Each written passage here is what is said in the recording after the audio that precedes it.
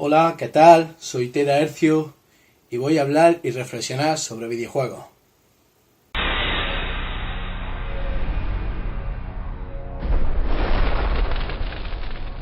Bien, la reflexión de hoy trata de lo siguiente. El otro día os hablaba sobre lo importante que es premiar la originalidad del hardware, con el tema de mi opinión sobre Nintendo Switch. Hoy quiero hablaros de la otra vertiente, que sería el apoyar la originalidad en el software. La originalidad y, por qué no decirlo también, la calidad. Los que hemos jugado la generación de los 8 y 16 bits y aún seguimos jugando, podemos reflexionar desde hace mucho tiempo que antes había grandes genios de los videojuegos que no niego que haya ahora. Había menos cantidad que ahora, pero sin duda había calidad. No que hubiera más calidad o menos calidad que ahora.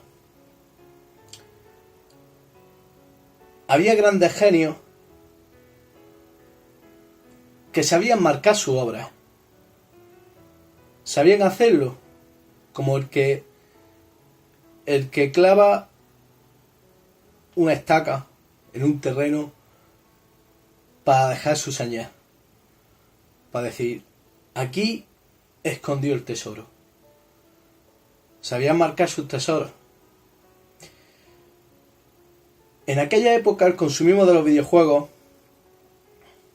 era mucho más minoritario que el de ahora. Mucho más minoritario. Era todo... Había muchísima menos masificación. Mucha menos información, puesto que no estaban las redes. Era más extraño aquello de las revistas de videojuegos, ya era para gente muy friki. Y la información era más escasa. Cuando no había muchos recursos económicos y éramos más pequeños, nos comprábamos un videojuego una o dos veces al año, a lo mejor nuestro cumpleaños o en las fechas navideñas. Muchas veces nos tocaba un juegazo y otras nos aguantábamos con un pestiño un año entero o 6 meses porque no había otra cosa que jugar. Eso, la gente que tuviera más dinero a lo mejor no lo ha vivido. Yo en mi caso personal sí.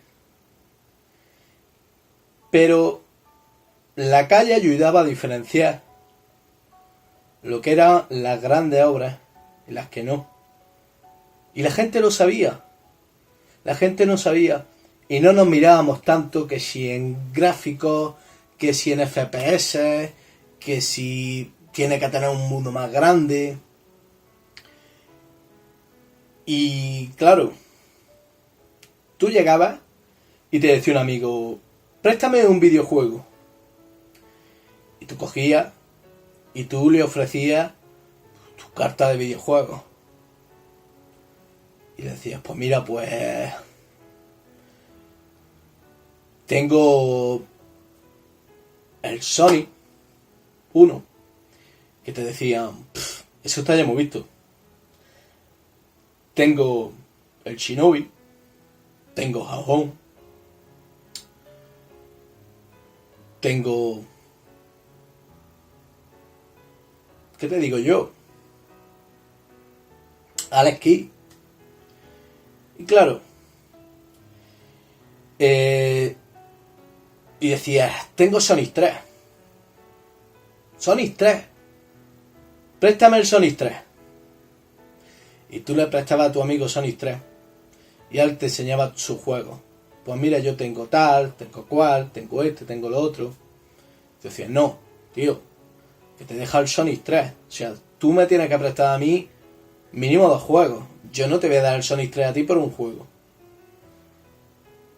Y eso lo entendía. Es una forma de entender las cosas muy simple, pero en realidad yo creo que entendíamos de videojuegos. Sabíamos ver eso, que esa obra valía más que a otras muchas. Es más, si a ti te prestaban el videojuego y tú le prestabas el tuyo a tu amigo y tú veías que el tuyo era mejor que el que te había dado tu amigo y era un pestiño que tú no lo aguantabas, tú tenías derecho, más derecho que a él, a ir a su casa y decirle, oye tío, sal para afuera, dame mi juego que el tuyo es una mierda. Y se lo tira. Y él lo entendía. Él lo entendía. Y sabíamos diferenciar ese no sé qué, que qué sé yo, que tenían los grandes genios. Miyamoto, Yuji Naka, Yu Suzuki, Koji Igarashi, en fin, Sakaguchi, todos esos genios, que yo creo que están en la mente de todos los jugones, claro. Pero ahora el panorama es distinto. ¿Por qué? Los videojuegos se han masificado muchísimo. El consumismo de videojuegos ha aumentado enormemente. Esto hace que las empresas se piensen mucho qué videojuego hacer. Se lo piensan bastante más que antes. Y antes, lo que antes era un movimiento seguro, ahora no es un movimiento tan seguro. Con la masificación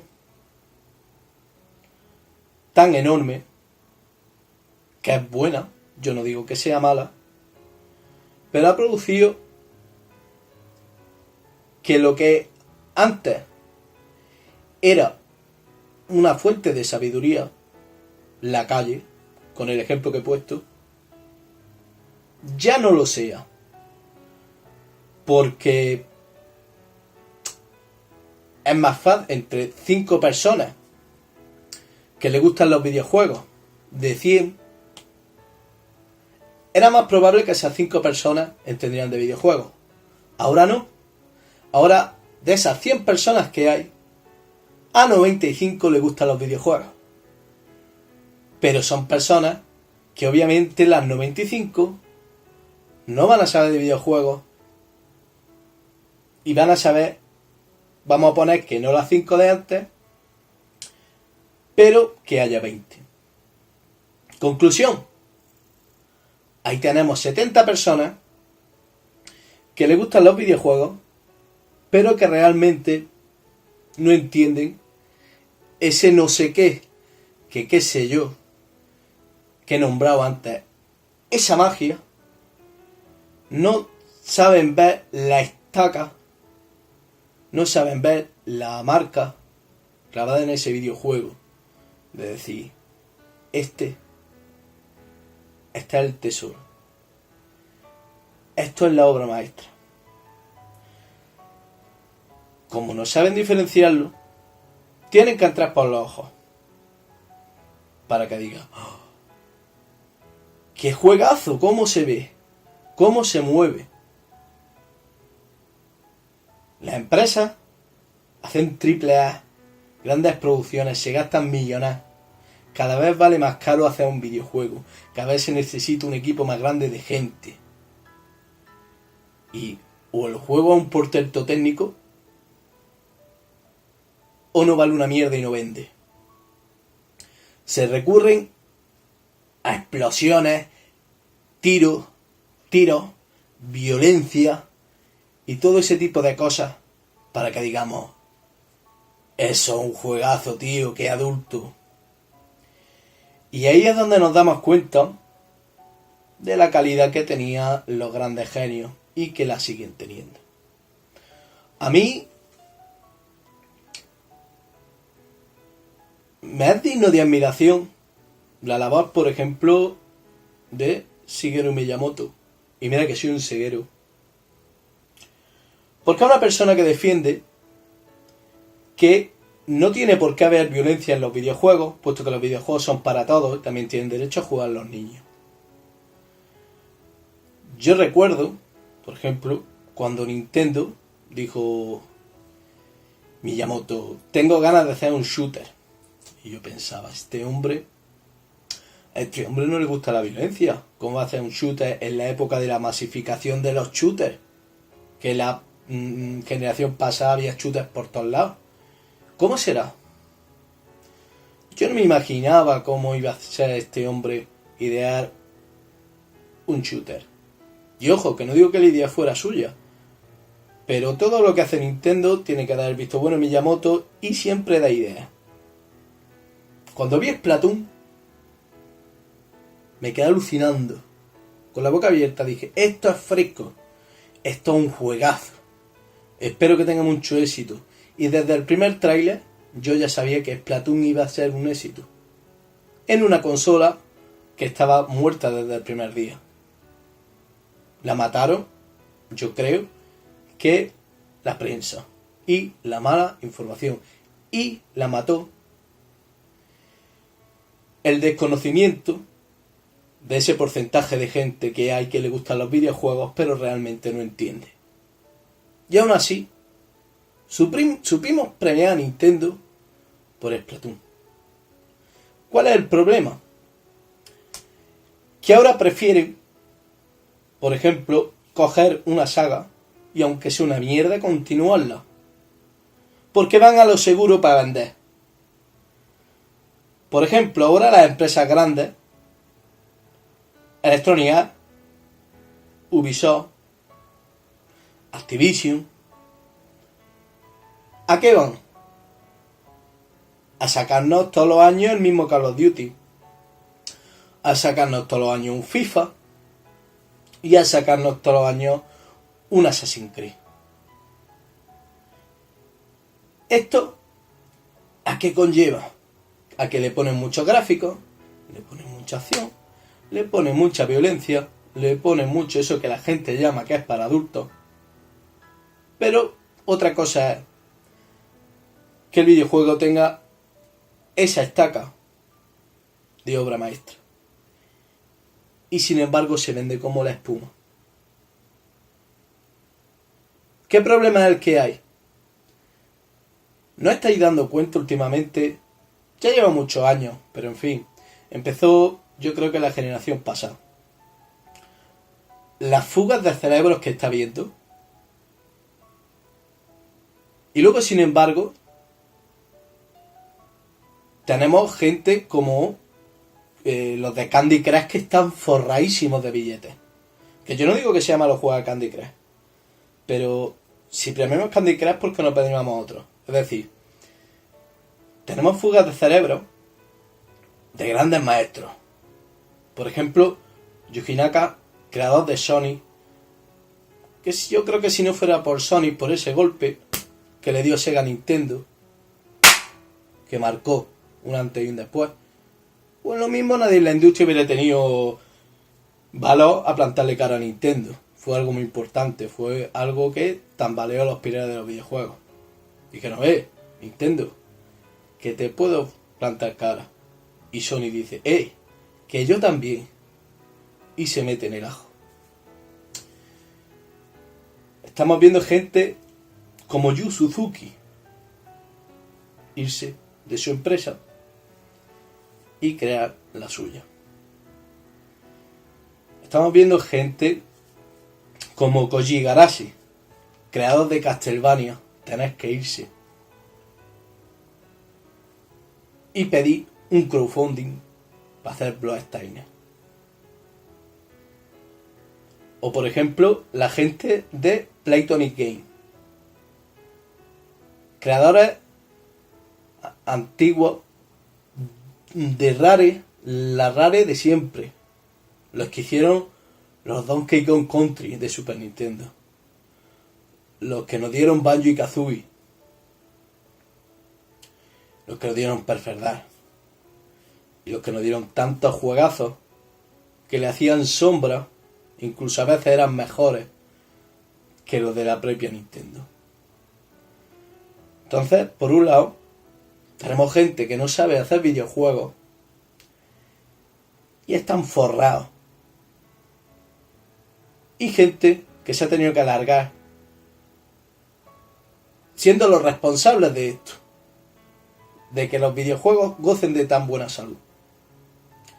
De creadores de género, creadores de estímulos, creadores de corrientes, ejemplos a seguir, de estilos 3D, de cómo posicionar la cámara, de cómo hacer tal cosa. Y crear un género yo creo que no tiene que ser muy fácil. Y mucho menos esa gente lo que hacía era que tenían sus sagas míticas. Nintendo las sigue teniendo, por ejemplo Miyamoto. Y cada vez sacan un juego nuevo. Pero es de la misma saga y saben hacer eso tan difícil que hace este nuevo Zelda. Que es ser fiel a sus raíces y a la vez revolucionar tanto la saga como todo el género. Marcar un antes y un después y decir, ¡ey! Así se hacen las cosas. Pero eso ya no lo premiamos. Eso ya no lo premiamos. Entonces, ¿qué pasa? Que las empresas obligan a esa gente a hacer siempre los mismos videojuegos y acaban hartos.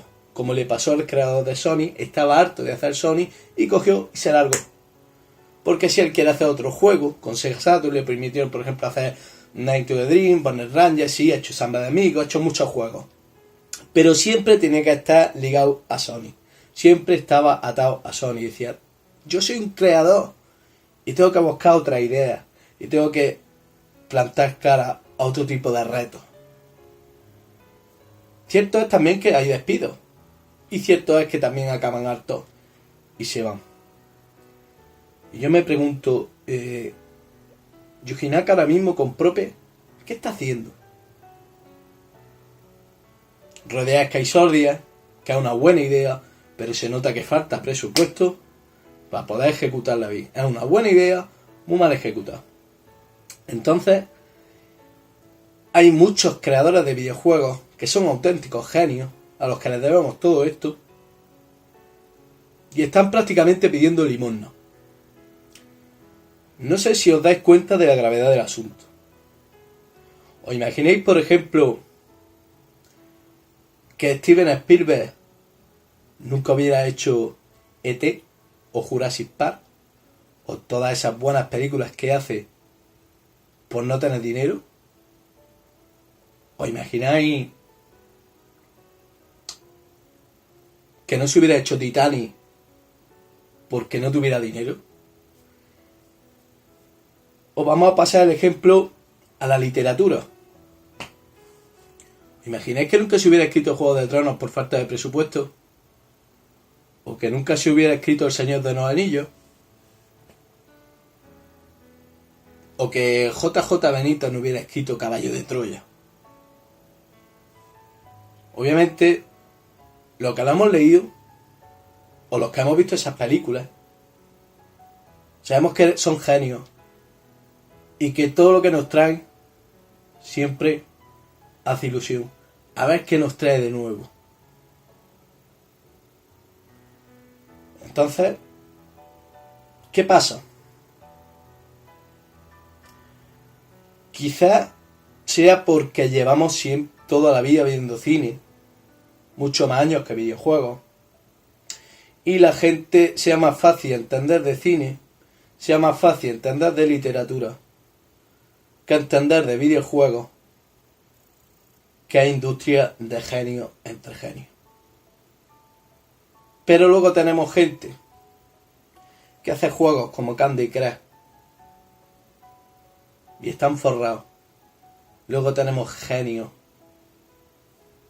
que están pidiendo limosna cuando han revolucionado la industria del videojuego.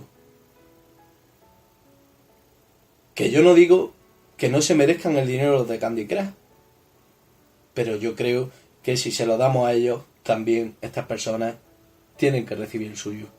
Por ejemplo, Platinum Game, a la cabeza está Hideki Kamiya.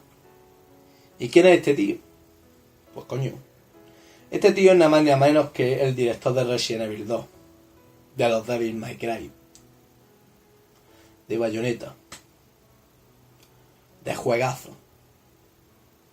Y vale que no pide limosna, pero yo me acuerdo, por ejemplo, cuando no tenía presupuesto para hacer Bayonetta 2 y llegó Nintendo y le tuvo que dar pasta. ¿Y ahora qué hace? O lo contrata Sony para hacer un juego exclusivo, o lo contrata Nintendo para hacer un exclusivo, o lo contrata Microsoft. Él no tiene pasta para decir, venga, voy a hacer lo que quiera, no. Tiene que esperar a que le encarguen el trabajo. Como cuando, por ejemplo, Konami le encargó a Metal Gear Rising.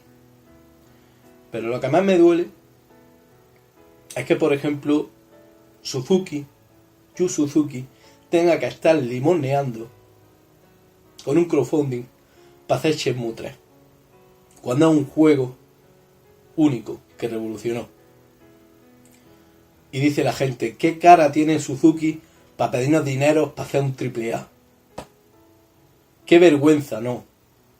Yo creo que la vergüenza no es que Suzuki nos pida dinero. Yo creo que la vergüenza es que Suzuki se vea obligado a pedir dinero para terminar una saga a la que los videojuegos modernos le deben mucho, porque él, junto a Miyamoto, es el padre del videojuego moderno.